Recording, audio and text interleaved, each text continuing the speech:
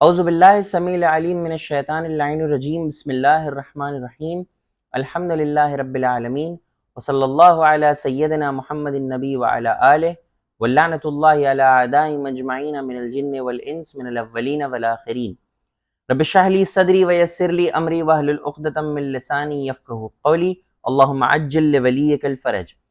Respected brothers and sisters, السلام علیکم ورحمۃ اللہ. Thank you very much for joining. علماء کو جانو کی اس سیریز کے آج کے ایپیسوڈ میں جس عالم دین کا ہم ذکر کرنے جا رہے ہیں وہ ہے شہید قاضی نور اللہ شستری ہندوستانی، جنہیں شہید ثالث کے نام سے بھی جانا جاتا ہے، یعنی کہ تھرڈ شہید. قاضی نور اللہ شستری کی ولادت 956 ہجری میں ہوئی تھی اور ان کی شہادت 1019 مطلب 1019 ہجری میں ہوئی تھی. ان کے فادر تھے محمد شریف الحسین، اور یہ لوگ جو ہے چوتھے امام کی نسل سے تھے. جب شہید ثالث یعنی قاضی نور اللہ شستری جو تھے وہ 19 سال کے تھے، تب جو ہے وہ 974 ہجری میں مشہد مقدس شفٹ ہو گئے تھے اور وہاں پر جو ہے انہوں نے اپنی تعلیم حاصل کی. 35 ایئرس کی ایج میں 993 ہجری میں انہیں لگا کہ اب ان کے علم کو پھیلانے کا وقت آ گیا ہے، اور انہوں نے دیکھا کہ ہندوستان میں اس کی کئی ضرورت ہے کہ وہاں پہ جو شیعہ موجود ہیں ان کو ہدایت کی ضرورت ہے. تو وہ 993 ہجری میں 35 ایئرس کی ایج میں انڈیا ہندوستان آ گئے تھے. 993 سے لے کر ان کی شہادت 1019 تک 26 سال انہوں نے اس کنٹری میں الگ الگ جگہ پہ گزارے.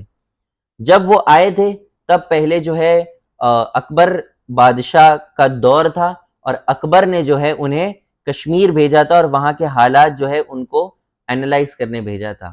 اور جب قاضی نور اللہ شستری نے کشمیر میں بڑا اچھا کام دکھایا تب قاضی نور اللہ شستری کو واپس آگرہ بلا لیا، اور جب اس کا چیف جسٹس اکبر کا چیف جسٹس جو تھا جب وہ بوڑھا ہو گیا اور اس کی حالت خستہ ہو گئی تب اکبر نے قاضی نور اللہ شستری کو جو ہے چیف جسٹس آف انڈیا بنایا تھا، اس زمانے کا مغل دور کا.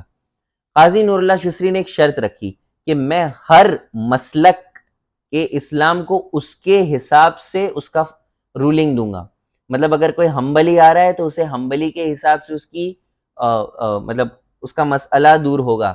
اگر شافعی آ رہا ہے تو شافعی کے حساب سے اس کا ججمنٹ ہوگا.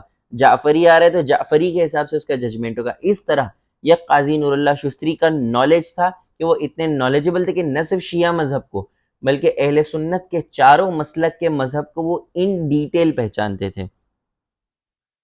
اب جب وہ چیف قاضی بن گئے تب جو ہے کئی سارے لوگوں کو جو ہے ان سے بہت تکلیف ہونے لگی کہ یہ کس طریقے سے جو ایک اہل بیت کا چاہنے والا جو ہے وہ چیف قاضی بن گیا.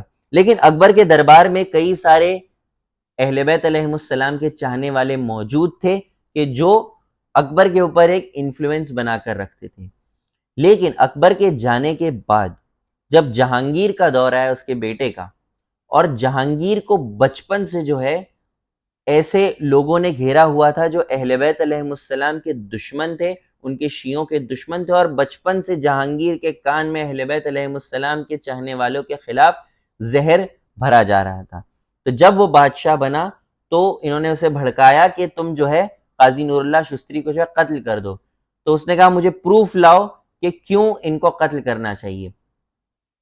تو یہ جو اہل بیت علیہم السلام کے چاہنے والوں کے جو دشمن تھے انہوں نے جو ہے قاضی نور اللہ شستری کی ایک بک تھی احقاق الحق. احقاق الحق وہ کتاب تھی جو قاضی نور اللہ شستری نے جس میں ساری چیزیں کھول کر بیان کی تھی، اور احقاق الحق کو بڑے پروٹیکٹ کر کے رکھتے تھے تاکہ یہ جو ہے کسی اور کے ہاتھ میں نہ چلے جائے. ایک مرتبہ کسی ایک سٹوڈنٹ کو جو ہے بھیجا گیا تاکہ وہ قاضی نور اللہ شستری کا ٹرسٹڈ بن جائے. کچھ کہتے اس نے چرایا، کچھ کہتے اس نے قاضی نور اللہ شستری سے جو ہے ٹرسٹ حاصل کر لیا اور اس کتاب کو حاصل کر کر جا کر ان لوگوں تک دے دیا، ان علماء تک دے دیا جو اہل بیت کے چاہنے والوں کے دشمن تھے.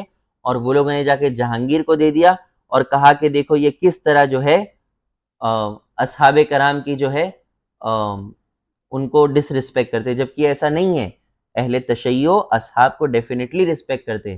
پچھلے سال ہم نے پوری ایک سیریز کی تھی صحابہ کو جانو میں، جس میں آپ دیکھ سکتے ہیں کہ کس طرح نہ صرف رسول اللہ کے بلکہ رسول اللہ کے بعد جتنے امام آئے ان سب کے اصحاب کی اہل تشیعوں میں کتنی رسپیکٹ ہے۔ خیر، جب یہ سب ہوا تو 42 علماء اور کچھ ہسٹورینز کہتے ہیں 55 علماء نے ایک فتویٰ جاری کیا، اس پہ سیل لگائی کہ قاضی نور اللہ شستری نے غلط کیا ہے اور ان کو جو ہے قتل کر دینا چاہیے۔ تو اب جہانگیر نے پوچھا کہ ان کو کیا سزا دی جائے۔ جہانگیر کی جو وائف تھی نور جہاں، وہ ایک شیعہ تھی اور وہ پوری کوشش کرتی تھی کہ اہل بیت کے چاہنے والے دربار میں ہو یا چاہے جنرل پبلک میں ان کے رائٹس پروٹیکٹ رہیں، لیکن جہانگیر جو ہے اسے کچھ دین کی نہیں تھی۔ اس نے جو علماء نے کہا، جو اسے بہکایا، اس نے وہ سنا اور قاضی نور اللہ شستری کو راتوں رات اریسٹ کیا، ان کی بے حرمتی کی، ان کی بے عزتی کی، اور کہا اور پوچھا کہ بھائی کہ کیا جو ہے ان کو سزا دی جائے۔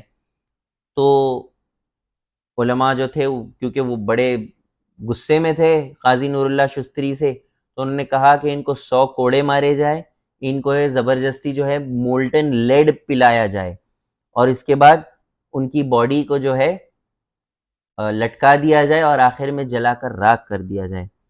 جب یہ کہا گیا تو 100 کوڑے مارنے کی پنشمنٹ شروع ہوئی۔ 15ویں کوڑے پر ہی ہسٹورینز کہتے ہیں قاضی نور اللہ شستری اس دنیا سے شہید کر دیے، شہید ہو گئے، ان کی روح جو ہے پرواز کر گئی، اور پھر بھی ظالموں نے 100 پورے کوڑے لگائے قاضی نور اللہ شستری کو۔ اس کے بعد ان کی باڈی پر گرم گرم وہ لیڈ ڈالا جس سے ان کی جو ہے پورا اسکل کھل گیا، اور پھر ان کی زبان کھینچ دی گئی اور ان کی باڈی کو جو ہے پھینک دیا گیا۔ اب جب ان کی باڈی کو جو ہے پھینک دیا گیا، اس کے بعد الگ الگ سٹوریز ہے۔ کچھ کہتے ہیں کہ سیدہ فاطمہ الزہرا سلام اللہ علیہا جو ہے کسی کے خواب میں آئی اور کہا کہ میرا بیٹا جو ہے وہاں پڑا ہوا ہے، 3 دن تک ان کا نہ کفن ہوا نہ کچھ ہوا، ان کی باڈی ایسے ہی پڑی رہی۔ کچھ کہتے ہیں کہ سیدہ فاطمہ زہرا خواب میں اور کہا میرا بیٹا جو ہے وہاں پر بے گور و کفن ہے، اس کو دفناؤ۔ کچھ کہتے ہیں کہ جہانگیر کے خواب میں ایسا آیا کہ بھائی تم نے رسول اللہ اور کہا کہ تم نے میرے بیٹے کی بے حرمتی کی ہے، اور کچھ کہتے ہیں کہ جنرلی ایسے ہی جو لوگ قاضی نور اللہ شستری کی پرسنالٹی کو جانتے تھے انہوں نے جو ہے 3 دن بعد ان کی باڈی کو لیا اور آگرہ میں جو ہے ان کو دفنا دیا گیا۔ آج بھی قاضی نور اللہ شستری شہید ثالث کی قبر آگرہ انڈیا میں موجود ہے۔ جو لوگ انڈیا میں رہتے یا آگرہ رہتے، وہ جو اسپیسیفکلی جو تاج محل دیکھنے جاتے، وہ یقیناً قاضی نور اللہ شستری کی قبر پر جائیں جو اہل بیت کے چاہنے والے ہیں، اور ان کو ان کی قبر پر جا کر ان کو سلام کرے کہ ان کی وجہ سے، ان کے سیکریفائسز کی وجہ سے ہندوستان میں شیعت کتنی بچ پائی تھی۔ انشاءاللہ کل پھر ملاقات کریں گے ایک نئے عالم دین کی سٹوری کے ساتھ۔ Thank you very much for joining, وآخر دعوانا الحمد للہ رب العالمین، بر محمد وآل محمد صلوات، اللہم صلی علی محمد وآل محمد وعجل فرجہم۔